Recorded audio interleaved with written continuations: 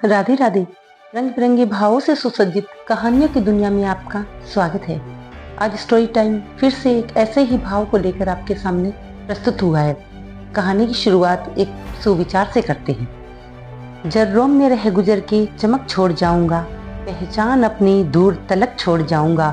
खामोशियों की मौत गवारा नहीं मुझे, शीशा हूँ टूट कर भी खनक छोड़ जाऊंगा। दोस्तों, आज हम बात कर रहे हैं ऐसे ही जिंदा दिल, बेखौफ व निडरता की मिसाल एक ऐसी शख्सियत की जो कर्नाटक सिंघम के नाम से मशहूर है। दोस्तों, ये बॉलीवुड के सिंघम नहीं, ये रियल लाइफ के सिंघम है।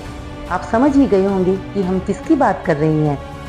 ये है यूपीएससी की परीक्षा की तैयारी करने वाले लाखों युवाओं के रोल मॉडल, पूर्व आईपीएस अधिकारी अन्नामलाई, जो वर्तमान में तमिलनाडु बीजेपी के प्रदेशाध्यक्ष हैं।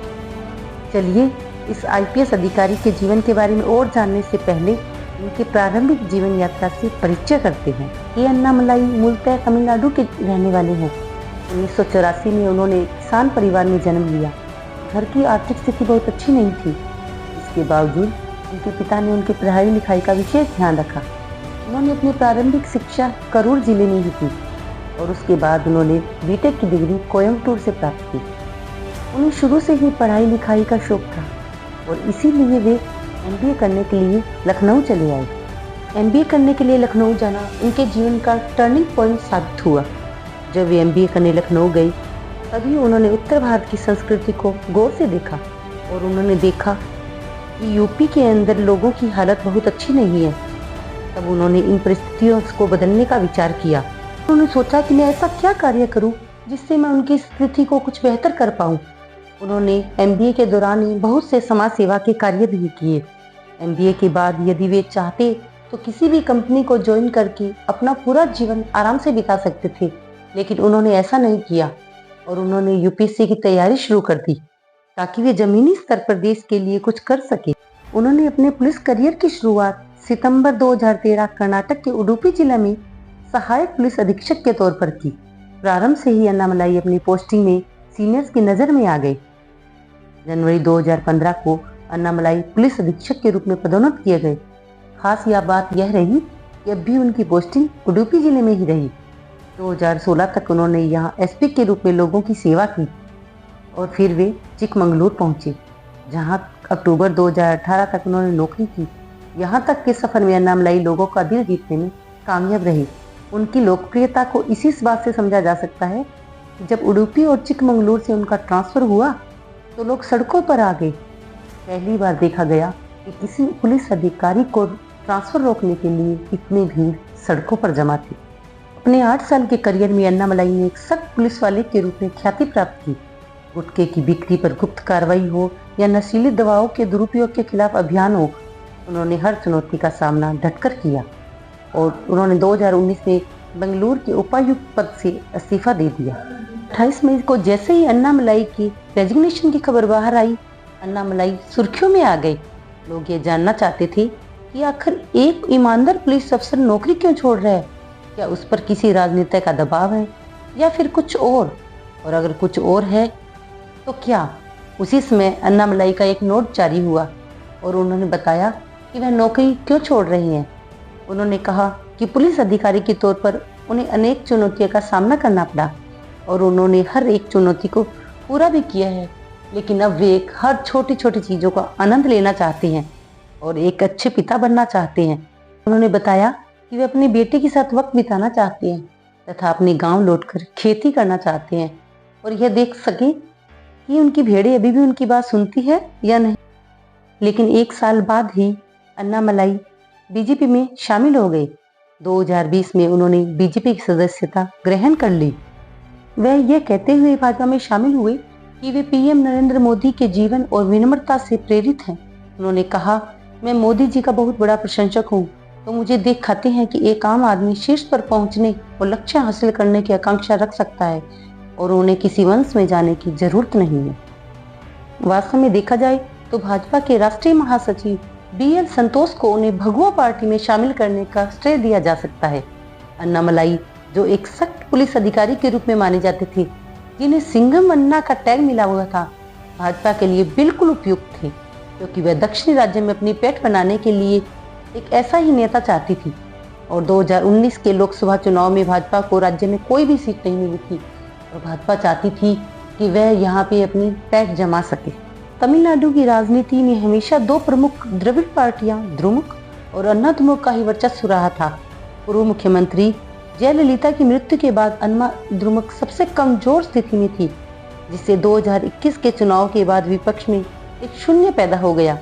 जहां द्रुमुक सत्ता में आई, भाजपा ने अवसर का लाभ उठाते हुए एक 36 वर्षीय युवा को राज्य इकाई का नेतृत्व सौंप दिया, जिससे आश्चर्य हुआ क्योंकि वह केवल 1 साल पहले ही पार्टी में शामिल हुए थे। अन्नामलाई ने इस जिम्मेदारी को बखूबी निभाते हुए भ्रष्टाचार को लेकर सत्तारूढ़ पार्टी पर बिना रोक टोक हमले शुरू कर दिए। पिछले साल उन्होंने डीएम के फाइल नाम से एक ऑडियो टेप जारी किया, जिसके द्वारा उन्होंने सत्तारूढ़ पार्टी पर भ्रष्टाचार को लेकर बहुत तेज हमले भी किए। अन्नामलाई को शीर्ष भाजपा नेतृत्व का पूरा समर्थन प्राप्त है।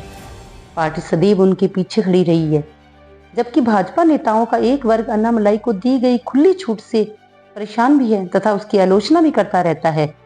लेकिन भाजपा नेताओं ने कहा कि राज्य प्रमुख पार्टी को मजबूत करने के लिए बहुत अच्छा काम कर रही है। दक्षिण में भाजपा की स्थिति को मजबूत करने के लिए अन्नामलाई ने 8 जुलाई 2023 को एक पदयात्रा शुरू की, जिसमें तमिलनाडु के सभी 234 निर्वाचन क्षेत्रों को कवर किया। इस कार्यक्रम में पीएम मोदी ने भी भाग लिया तथा मोदी ने उनकी प्रशंसा करते हुए कहा, तमिलनाडु एक ऐतिहासिक राजनीतिक बदलाव के शिखर पर है। अन्नामलाई की पदयात्रा में पूरे राज्य से भीड़ उमड़ी, जो सोशल मीडिया से परे उनकी बढ़ती हुई पहचान का प्रमाण है। अपनी पदयात्रा के दौरान अन्नामलाई का संदेश तमिल लोगों से जुड़ने पर रहा। जब से अन्नामलाई ने बीजेपी ज्वाइन की है, तब से उनकी छवि एक आक्रामक नेता के रूप में रही है और उसके बाद कभी भी अन्नामलाई ने पीछे मुड़कर नहीं देखा और उनका एकमात्र ध्यान तमिलनाडु में भाजपा के पद चिन्ह को बढ़ाने के लक्ष्य को प्राप्त करना रहा है। तमिलनाडु भाजपा के शीर्ष पर रहने के 3 वर्षों में अन्नामलाई राज्य में विपक्ष का प्रमुख चेहरा बनकर उभरे हैं। हालांकि अन्नामलाई के पास अपने सीवी में दिखाने के लिए कोई चुनावी सफलता नहीं है, लेकिन उनकी आक्रामकता ने पार्टी को दक्षिण मुक्त भाजपा में बड़ा बढ़ावा दिया है। 2021 से भाजपा के रैंक में तेजी से वृद्धि हुई है और अन्नामलाई तमिलनाडु इकाई के सबसे कम उम्र के अध्यक्ष बन गए हैं। अपनी आक्रामक राजनीतिक शैली को लेकर भाजपा के एंग्री यंग मैन और तमिलनाडु भाजपा प्रमुख अन्नामलाई ने पार्टी के भीतर और बाहर संदेह होने के बावजूद भ्रष्टाचार को लेकर सत्तारूढ़ द्रमुक पार्टी को आड़े हाथों लेते हुए राज्य में भाजपा की दृश्यता को बढ़ा दिया है। लोगों का तो यह भी मानना है कि भाजपा अन्नामलाई को आगामी लोकसभा चुनाव में मैदान में उतारने की तैयारी कर रही है। यदि ऐसा होता है तो यह पूर्व आईपीएस अधिकारी के लिए एक और उपलब्धि होगी, जो अपनी नो कैदी शैली के लिए जाने जाते हैं, जिन्होंने तमिलनाडु में सत्तारूढ़ डीएमके को कड़ी टक्कर दे रखी है। राजनीति के साथ साथ अन्नामलाई सामाजिक कार्यों में भी सक्रिय रहे हैं। वो शिक्षित और बेरोजगार युवाओं की मदद करते रहते हैं। इसके लिए उन्होंने एक वी लीडर्स फाउंडेशन नामक एक गैर सरकारी संगठन भी बना रखा है, जिसके जरिए वे युवाओं को नौकरी देने के साथ साथ जॉब क्रिएशन तक के गुर सिखाते हैं। जैविक खेती, सामाजिक विकास आदि के लिए भी शिक्षित करते हैं। सोशल मीडिया पर उनके आक्रामक भाषण अधिकतर वायरल होते रहते हैं। संक्षेप में कहें तो तमिलनाडु राज्य में भाजपा को मजबूत आधार स्थापित करने का श्रेय अन्नामलाई को ही जाता है, जबकि अन्नामलाई ने राज्य के राजनीतिक परिदृश्य की पेचीदगियों से गुजरते हुए भाजपा को तमिलनाडु में प्रमुख विपक्ष के रूप में खड़ा कर दिया है। अब यह देखना बाकी है कि क्या इस पार्टी को चुनावी लाभ भी इस प्रकार मिल पाता है। दोस्तों, रियल लाइफ के सिंघम की यह जीवन यात्रा आपको कैसी लगी, मुझे कमेंट करके बताइए। मेरे साथ ऐसे ही किस्से कहानियों के लिए जुड़े रहिए स्टोरी टाइम पर। धन्यवाद।